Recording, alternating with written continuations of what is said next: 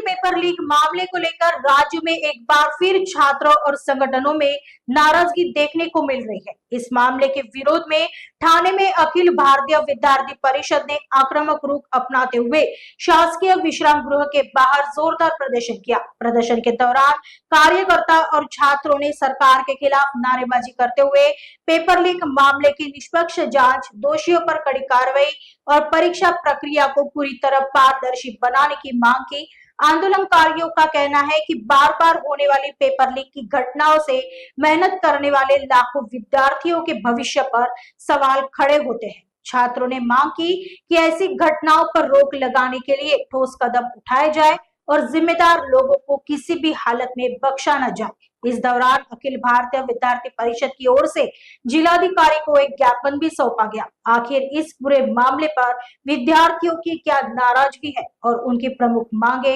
क्या है, सुनते हैं। सर्वांना नमस्कार। शांतनु बिरोजे, प्रदेश सहमंत्री, अखिल भारतीय विद्यार्थी परिषद। आपण पाहतोय महाराष्ट्रामध्ये वेगवेगळ्या घटना दररोजच घडत आहेत आणि शिक्षण क्षेत्राला हादरा बसवणाऱ्या घटना त्यांमध्ये विषय वैशिष्ट्याने घडत आहेत। स्पेसिफिकली आपण नीट पेपर लीकची चर्चा करत होतो, आपण मुंबई विद्यापीठाच्या TY BComच्या परीक्षा फुटीच्या प्रश्नपत्रिका फुटीची चर्चा करत होतो, परंतु आपल्याच ठाणे जिल्ह्यामध्ये भिवंडीमध्ये TETच्या परीक्षा फुटल्या।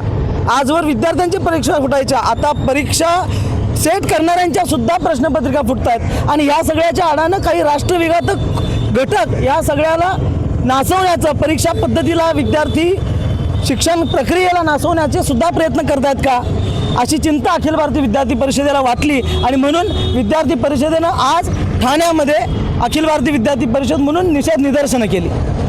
येत्या काळामध्ये ह्या पेपर फुटीच्यासारखे प्रकरणं परत उपजणार नाहीत आणि त्या सर्वांसोबतच दोषी घटकांवर, व्यवस्थांवर कडक फौजदारी गुन्हे दाखल व्हावेत, कारवाई व्हावी आणि सगळ्यात महत्त्वाचं या परीक्षार्थींना लवकरात लवकर पुन्हा फेर परीक्षांच्या तारखा डिक्लेअर व्हाव्यात आणि ह्या प्रकारांची पुनरावृत्ती होऊ नये म्हणून शाश्वत उपाययोजना शासनाकडनं, व्यवस्थांकडनं राबविल्या जाव्यात। त्यासाठी विद्यार्थी परिषद म्हणून योग्य ते, अपेक्षित ते सर्व सहकारी विद्यार्थी परिषद सुद्धा करायला तयार आहे, असं हमी देणारं आणि आपल्या भावना व्यक्त करणारे, विद्यार्थ्यांचा आक्रोश व्यक्त करणारे निषेध निदर्शनं आज विद्यार्थी परिषदेच्या माध्यमातून ठाण्यामध्ये झाली। विद्यार्थी परिषदेच्या कार्यकर्त्यांनी केलं। आपलं नाव? शांतनु बिरोजे, प्रदेश सहमंत्री, अखिल भारतीय विद्यार्थी परिषद।